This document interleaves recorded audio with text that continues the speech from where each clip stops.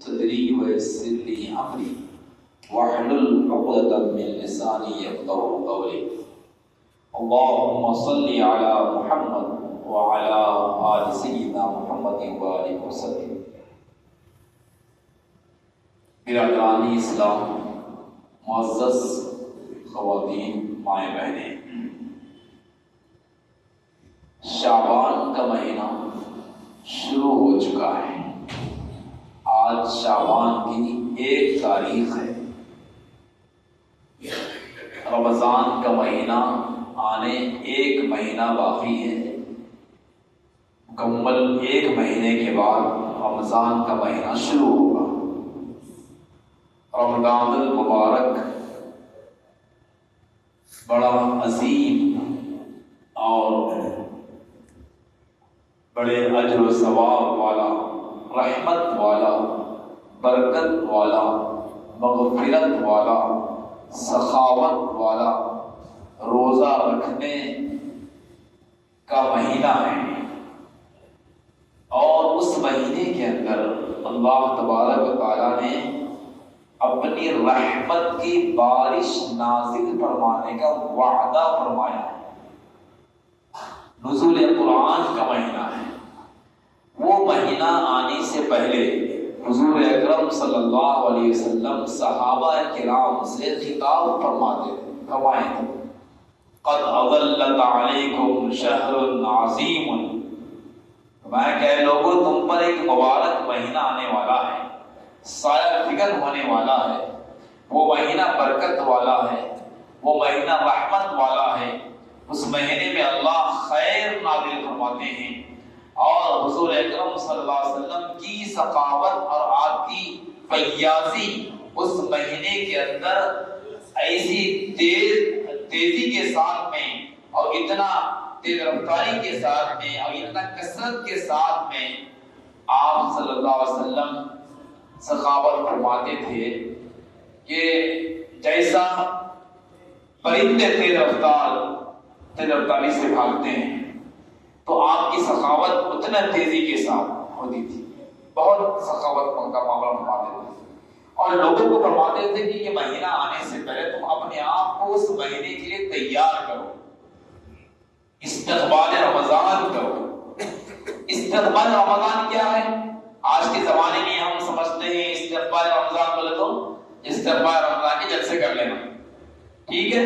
استقبال رمضان کا جلسہ کرنے سے ایک فائدہ یہ ہو سکتا ہے کہ لوگ جو دنیا کے کام کاج کے اندر مصروف ہے، غفلت کے اندر مبتلا ہے، ان کو یاد دہانی ہو جائے، اور وہ لوگ رمضان کے مہینے کے یاد دلانے سے اپنے آپ کو تیار کر سکیں، اتنا فائدہ ہو سکتا ہے۔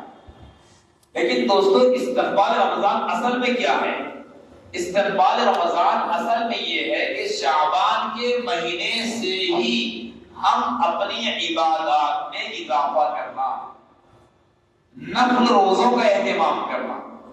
ہمارے پیغمبر صلی اللہ علیہ وسلم شعبان کے مہینے میں زیادہ روزے رکھتے تھے،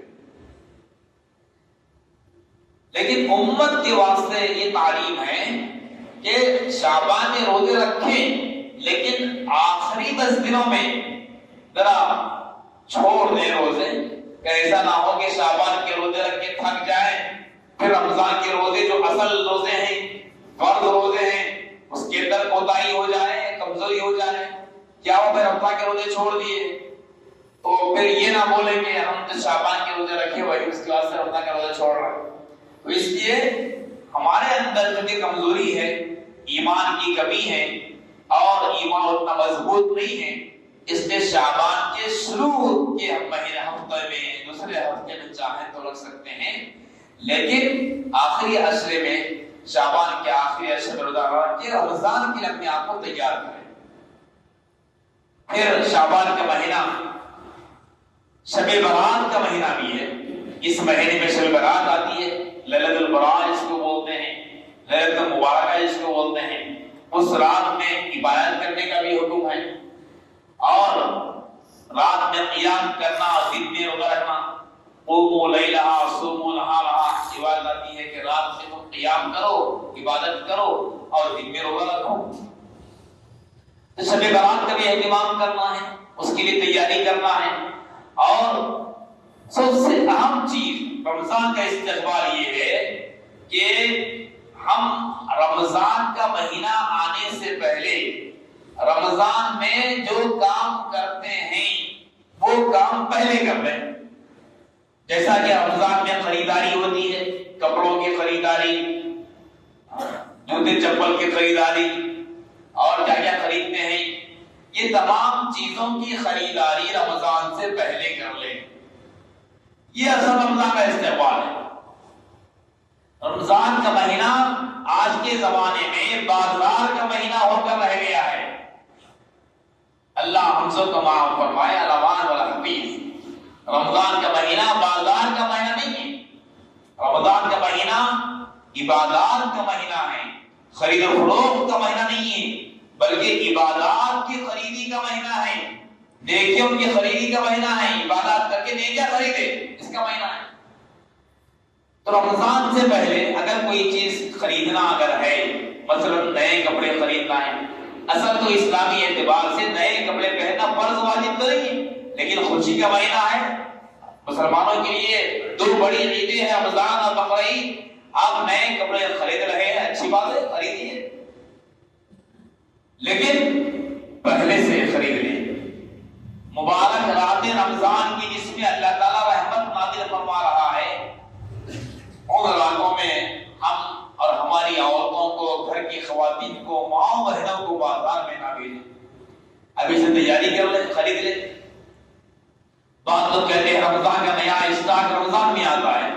ارے بھائی، ہم کو تو نیا اسٹاک جو بنانا ہے رمضان میں، نیکیوں کا نیا اسٹاک بنانا ہے. رمضان کے کپڑوں کا نیا اسٹاک کا انتظام نہیں کرنا ہے.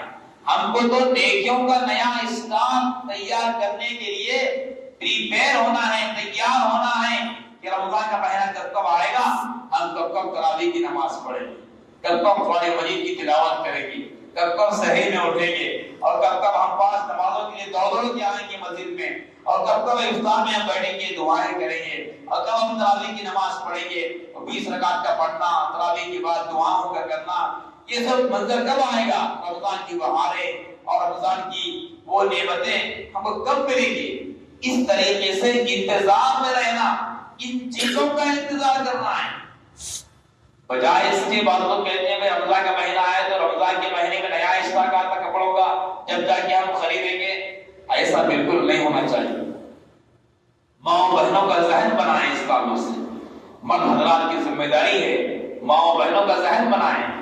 جو کچھ خریدنا ہے ابھی سے خرید لیں، تاکہ رمضان میں پورا مکمل ٹائم مبارک بادی کے قابل ہیں وہ خواتین، وہ مائیں جو رمضان کا پورا مہینہ گھر کے باہر نہیں نکلتے. رمضان کا پورا مہینہ رمضان میں تلاوت کرتے ہوئے، قرآن پڑھتے ہوئے، قرآن مجید اور تراویح کے اندر پڑھتے ہوئے گزارتے ہیں.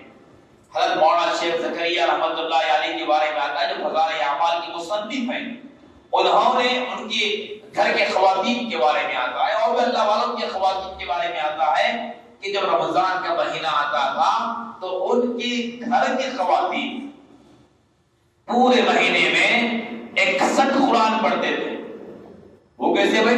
رات میں ایک قرآن پڑھتے تھے، دن میں ایک قرآن پڑھتے تھے، اور تراویح کے اندر روزانہ ایک پارہ کر کے پورے مہینے میں یہ قرآن پڑھتے تھے. اس طریقے سے 61 قرآن پڑھتے تھے. کون؟ گھر کی عورتیں جن کو پکانا بھی ہے، کھلانا بھی ہے، گھر کے کام کاج بھی ہے، بچوں کی تربیت ہے، یہ تمام کام کاج کرتے ہوئے 61 قرآن پڑھتے تھے. آج بتائیے ہماری ماؤں بہنوں میں کون لوگ ایسے ہیں جو رمضان میں 61 قرآن پڑھتے ہیں؟ اللہ ماشاءاللہ ہوں گے، لیکن اکثر تو ایسا نہیں ہے. اکثر تو یہ دیکھنے میں آتا ہے کہ رمضان کا مہینہ شروع ہو گیا، شروع کا ایک ہفتہ عبادت وغیرہ کر لیے، نمازیں پڑھ لیے، اب جیسے ہی دوسرا ہفتہ شروع ہو گیا یا دوسرا عشرہ شروع ہو گیا، اب مکمل فکر شروع ہو جاتی ہے. ایک دن کپڑے خریدنے، ایک دن چپل خریدنے، ایک دن میچنگ کے اوڑھنے خریدنے، ایک دن فلاں خریدنے، فلاں خریدنے، ایک دن بھائی کے، ایک دن بہن کے، ایک دن بیٹے کے، ایک دن بیٹی کے. بہرحال اس طرح بار بار جا رہے ہیں، بازار میں جا رہے ہیں، جا کے جو ہے اپنا وقت اس میں گزار رہے ہیں. دوستو، یہ اللہ کو ناپسند ہے. رمضان کی قدردانی کرنا مسلمان بہنوں کی، مسلمان خواتین کی، مسلمان بھائیوں کی ذمہ داری ہے۔ اگر ہم اللہ کے اس مہمان کی ناقدری کریں گے تو اللہ ناخوش ہوں گے۔ اگر کوئی آپ کو بڑا گفٹ دے رہا ہے اور آپ اس کو لے کے بوجھ کے پھینک رہے ہیں اور آپ اس کو اٹھا کے نہیں رکھ رہے ہیں، بتائیے گفٹ دینے والے کو کتنا تکلیف ہوگی۔ اللہ رمضان کا مہینہ بطور گفٹ کے، بطور نعمت کے، بطور رحمت کے، بطور مغفرت کے مسلمانوں کو دے رہا ہے، اور مسلمان اس کو نظر انداز کر کے بازاروں میں وقت گزاریں، شاپنگ مالز کے اندر وقت گزاریں، حریص و حریف کھانے میں وقت گزاریں، عبادات کے لیے مسجد میں نہ آئیں، یہ کتنی نااہلی کی بات ہے اور کتنی ناقدری کی بات۔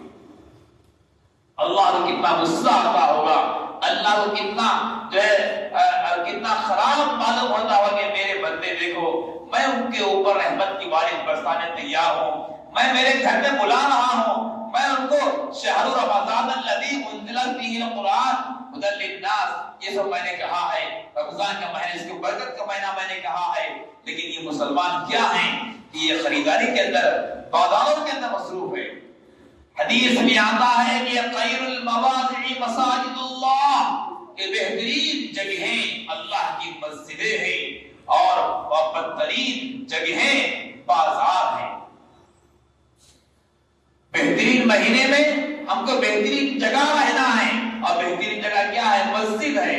لیکن مسلمانوں کا اکثر طبقہ اس بات کی طرف آمادہ ہے کہ رمضان میں باہر رہتے ہیں اور بازاروں کے اندر رہتے ہیں۔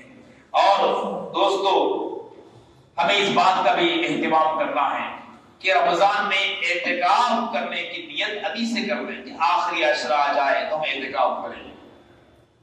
اعتکاف ایک ایسی عبادت ہے جس میں مسلمان بندہ اپنے اللہ سے قریب ہوتا ہے، اپنے دکان کو، مکان کو، بیوی بچوں کو، گھر بار کو چھوڑ کر اللہ کے دربار میں آ کے بیٹھ جاتا ہے، اور وہ اپنی زبان سے وہی اخراج کرتا ہے کہ مولا کریم، میں سب سے کٹ کر آپ سے جڑ گیا ہوں، اب آپ کے گھر پہ آ کر بیٹھ گیا ہوں، اب میرا دنیا سے کوئی تعلق نہیں ہے، میں دنیا سے منقطع ہو کر آپ کے دربار میں آ کر بیٹھا ہوں اعتکاف کے لیے، اے اللہ آپ نواز دیجئے۔ اس طرح اعتکاف کی نیت کر لیں، اپنے محلے کی مساجد میں اعتکاف کریں، یا نہیں تو شہر کے اندر بڑی بڑی مساجد بھی ہے، اور بعض اللہ والے ہیں جو ان کے مساجد کے اندر بھی اعتکاف ہوتا ہے، جیسے کہ حضرت مولانا شاہ جمال الرحمن صاحب مقدس دل العالی ہے، حضرت مولانا عبد القوی صاحب ہے، حضرت مولانا احمد عبید الرحمن ندوی صاحب ہے، اور بھی دیگر بہت سارے حضرات ہیں۔ یہ بڑی بڑی مساجد کے اندر بڑے بڑے علماء کرام اپنی سرپرستی میں اعتکاف کرواتے ہیں، بیان ہوتا ہے، تربیت ہوتی ہے، صبح دوپہر شام، اور کب کیا کرنا ہے، معاملات پورے مقرر ہوتے ہیں، 24 گھنٹے کے معاملات، 24 گھنٹے میں کب اٹھنا ہے، کب سونا ہے، کب نماز پڑھنا ہے، کب ذکر کرنا ہے، کب تلاوت کرنا ہے، یہ پورا معمول بنا ہوا رہتا ہے۔ عام طور سے مساجد کے اندر اعتکاف میں ایسا ہو رہا ہے کہ لوگ فون کا استعمال کرتے ہیں، صحیح اعتکاف کا وقت اعتکاف میں اور دین کے کام میں، عبادت کے کام میں خرچ نہیں ہوتا۔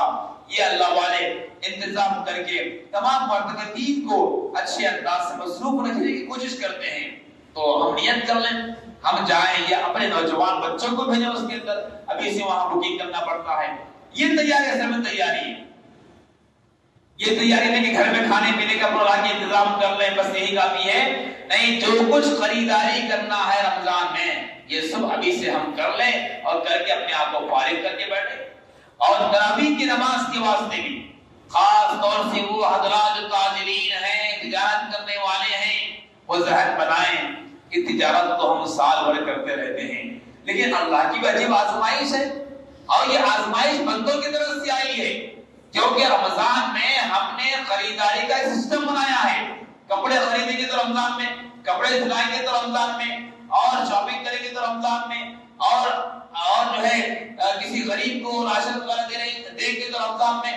یہ تمام چیزیں رمضان میں کرنے سے اب ہر ایک کو مصروف کر دیے، کپڑے والوں کو مصروف کر دیے، بھائی آپ کپڑے کھول کے دکان رمضان میں کھولو، لہٰذا ہم آئیں گے خریدیں گے رات بھر کپڑے، اور کپڑے سینے والوں کو بھی، دکانداروں کو بھی۔ تو خریدار جب آئیں گے تو دکاندار بھی وہی ٹائم کھولیں گے، تو اسی لیے اگر ہم پہلے سے اپنے آپ کو فارغ کریں اور یہ کہیں کہ ہم رمضان میں فلاں اوقات دکان بند رکھیں گے، تراویح کا وقت ہو رہا ہے، جب نماز کے لیے ہم جائیں گے دکان بند کریں گے ہم، اور وہ ہمارا خزانہ ہو جائے. دنیا کا خسارہ 1-2 گھنٹے کا، دنیا کی آمدنی کا 1-2 گھنٹے کا خزانہ ہو جائے تو برداشت کر لیں، لیکن آخرت کا خسارہ اور رمضان کی ناقدری کو ہم برداشت نہ کریں.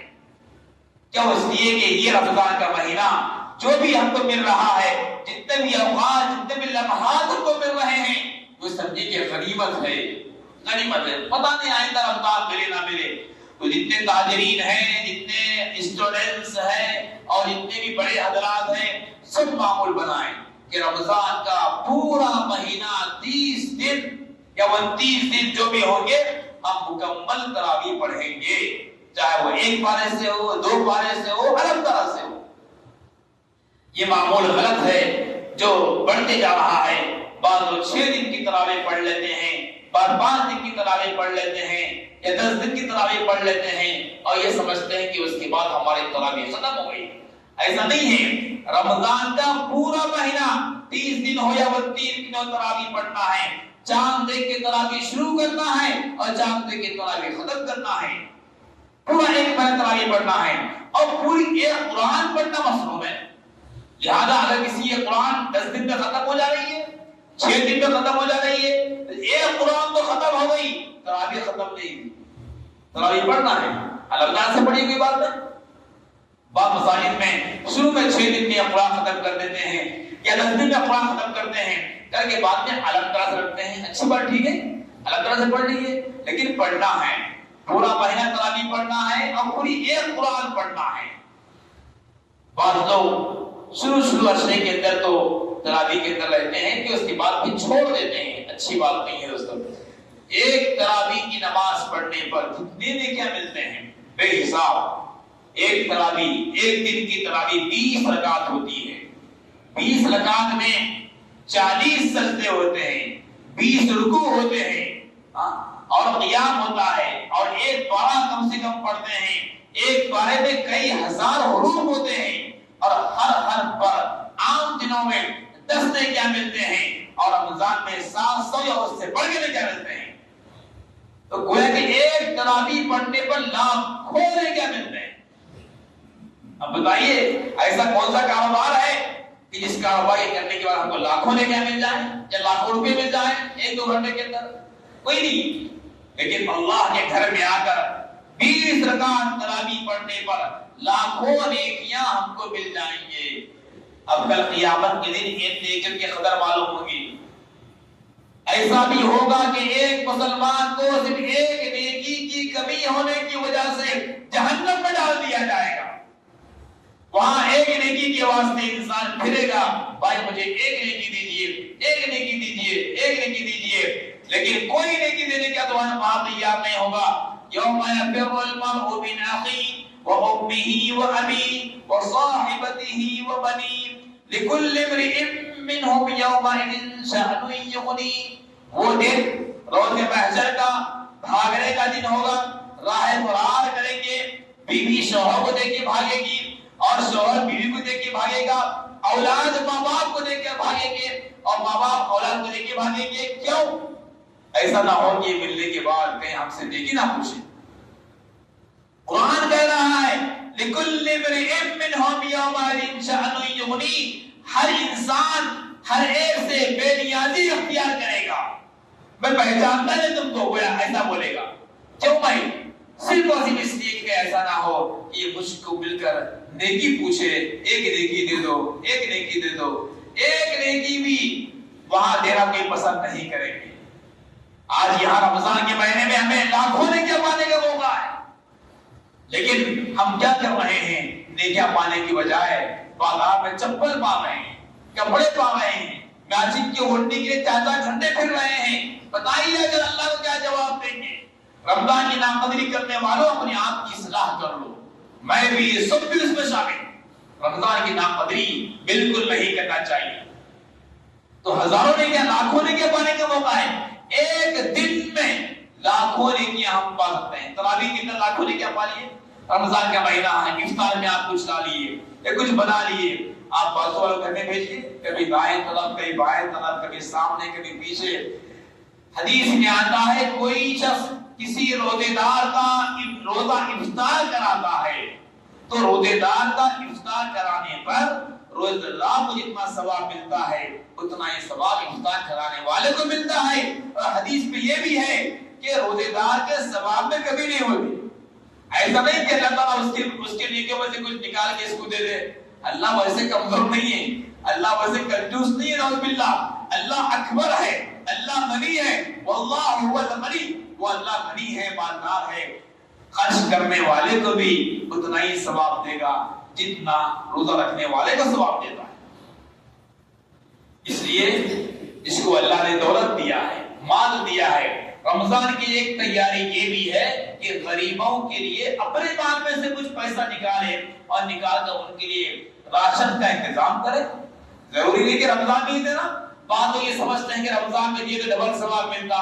ارے بھائی آپ جو دیے وہی تو رمضان میں کھائیں گے نا، رمضان میں کھائیں گے۔ آپ چاہے رمضان میں دے دو یا رمضان سے پہلے دے دو، ثواب تو ملے گا۔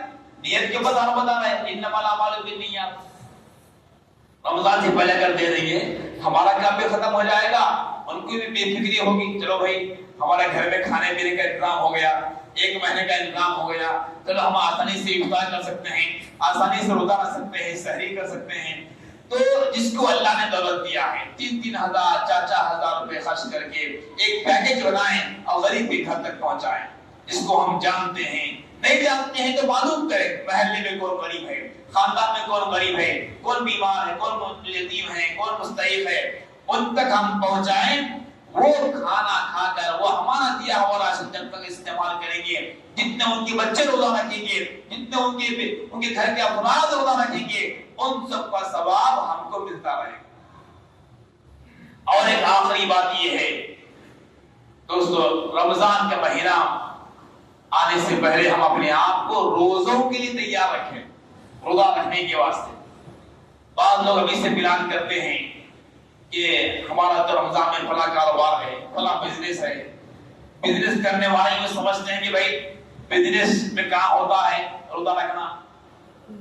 ایک زمانہ ایسا بھی آیا تھا صحابہ کرام جنگ میں رہ کے روزہ رکھے، جنگ کا میدان، عرب کی ریگستان کی زمین اور تلواروں کی بوچھار، وہاں پر رہ کے روزہ رکھے۔ ہم تو اپنے دکان میں آرام سے بیٹھتے ہیں، کیا مشکل ہے؟ اور بعض لوگ یہ کہتے ہیں کہ فدیہ دے دیں گے، روزے کا فدیہ دے کے ہم بری و ذمہ ہو جائیں گے تو روزہ نہیں رکھیں گے۔ فدیہ دینا جائز ہے نا؟ وہ یاد رکھیں فدیہ کس کے واسطے ہے؟ وہ شیخ پانی کے واسطے ہے۔ شیخ پانی کس کو بولتے ہیں؟ ایسے بوڑھے انسان جس کو چلنا پھرنا مشکل ہے اور ان کا اب وہ فنا ہونے کے قریب ہے، موت کے قریب ہے، بیمار ہے، چل پھر نہیں سکتے، بہت مجبور ہے، تو ایسے شیخ پانی کے لیے فدیہ دینا ہے۔ ان کو اب کھانے پینے اور ان کو جو ہے اب صحت کی امید بھی نہیں ہے، بہت بیمار ہے، کمزور ہے، ناتواں ہے، لاغر ہے، بیڈ ریسٹ ہے، تو اب وہ لوگ جو ہے روزہ نہیں رکھ کے فدیہ دے رہے، ٹھیک ہے ہم اٹھے کٹے اور ماشاءاللہ اللہ نے صحت بھی دیا، نعمت بھی دیا، سب کچھ دیا، اس کے باوجود اگر فدیہ دیں گے تو یہ جائز نہیں۔ اس لیے جو لوگ بھی یہ غلط خیال کے اندر ہے کہ چلو فدیہ دے دی تو ہو جائے گا، ایسا بالکل نہیں ہے۔ ہم کاروبار بھی کر رہے ہیں، مشقت بھی ہو جائے تو مشقت برداشت کرے۔ روزے کے اندر جو بندہ مشقت برداشت کرتا ہے اللہ تعالیٰ کل آخرت میں جو اس کو ثواب دیں گے وہ بالکل ایسا ثواب ہے جس کا کوئی حساب ہی نہیں۔ قرآن مجید کے اندر اللہ تعالیٰ چند چیزوں کی مثال دی ہے۔ میں اگر تم ایک روپیہ اللہ کے راستے میں خرچ کریں گے تو اللہ فرمایا کہ تم کو جو ہے 7 درجے بڑھ کے یا 700 درجے بڑھ کے ثواب دیں گے، ایک نیکی کریں گے 10 نیکیاں بڑھ کے ثواب دیں گے، وہ اس طرح بولے۔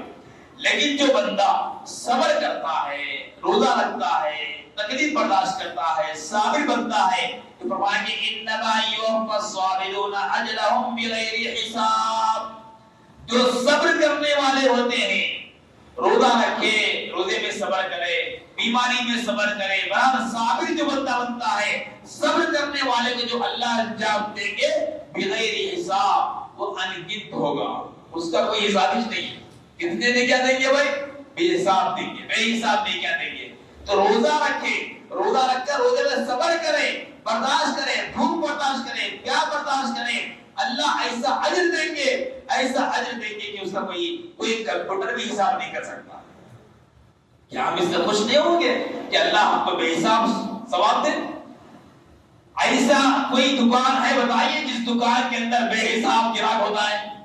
بس شام میں ہم بیٹھ کے آدھے گھنٹے کو حساب کر لیتے ہیں, کتنے نوٹ آئے, کتنے پیسے آ گئے, کتنے آج گراہک ہوا, ان سے معلوم ہوا تھا. اب آج کل تو کمپیوٹرائز ہو گیا, بٹن مارتے معلوم ہوتا آج کی انکم کتنی ہے بول کے.